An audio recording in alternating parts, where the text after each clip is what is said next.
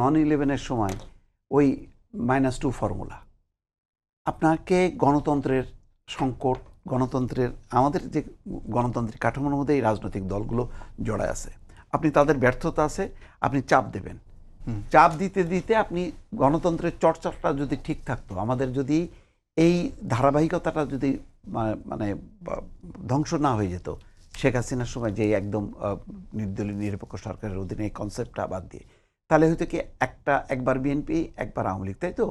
এইভাবে হইতে হইতে তখন সবাই মনে করতো আমার 5 বছরে আমার ভালো কাজ করতে হবে, এই কম্পিটিশনটা হয়তো। আর এই যে জাগরণ, মানে জনতার জাগরণ, ছাত্রদের জাগরণ, এই জাগরণটা দিয়ে আপনি চাপ তৈরি করবেন, কারণ তাদেরকে আপনার ঠিক করতে হবে। কারণ এটা তো এমন না যে শেখ হাসিনা বা বেগম খালেদা জিয়া আগামী 50 বছর 100 বছর বেঁচে থাকবে, নতুন নতুন নেতৃত্ব আসবে, আপনি চাপ তৈরি করে আপনি তাদেরকে পরিবর্তন করবেন। কিন্তু আপনি তাদেরকে ছুঁড়ে দিয়ে যদি আপনি নতুন কিছু করতে চান, তাহলে হবে কি আপনি মানে আপনার এটাকে সিস্টেমটাকে আপনি ভেঙে দিচ্ছেন।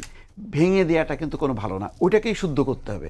কারণ আপনি যে সঠিক তা তো না। আপনি দেখা যাচ্ছে এই যে তরুণরা নতুন দল করতে এসেই দেখেন কত বিতর্কের মধ্যে, এই তাদের বিরুদ্ধেও চাঁদাবাজি, তাদের বিরুদ্ধেও সেই দলবাজি, সেই ওয়েস্টিন, সেই ওই 300 ফিটে যে এ খাওয়া নিয়ে বারবার এই ফোকাস আসছে। কারণ মির্জা ফখরুল আড্ডা মারতেছে ওয়েস্টিনে, সেটা আপনার চোখে লাগতেছে না, কারণ লাগতেছে না, এটাই স্বাভাবিক।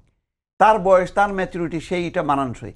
কিন্তু এটা আসিফের ভালো লাগবে না। আসিফ তো উপদেষ্টা হলো, তার ব্যাকগ্রাউন্ড ছাত্র, সে তাকে আর ওই যে আপনি বললেন না, এক পাল্লায় আপনি মেপে ফেলছেন, সব এক জায়গায় করে ফেলছেন বলেই কিন্তু এই সমস্যাগুলো। উপদেষ্টা তো ভাই গভর্নমেন্টের উপদেষ্টা আপনি আজকে, কালকে তো না।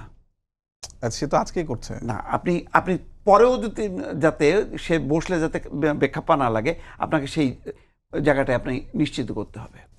যেমন মির্জা ফখরুল ইসলাম এখন যেমন মানে আপনার চোখে ধাক্কা লাগবে না, ওই উনি মন্ত্রী হলেও ওখানে বসলেও ধাক্কা লাগবে না, কিন্তু আসিফের ক্ষেত্রে কিন্তু লাগবে। এটা কি আসলে আমাদের এক ধরনের মানে পলিটিক্যাল এলিটদেরকে আমাদের দেখার একটা দৃষ্টিভঙ্গির সমস্যা আছে? না, সেটা না।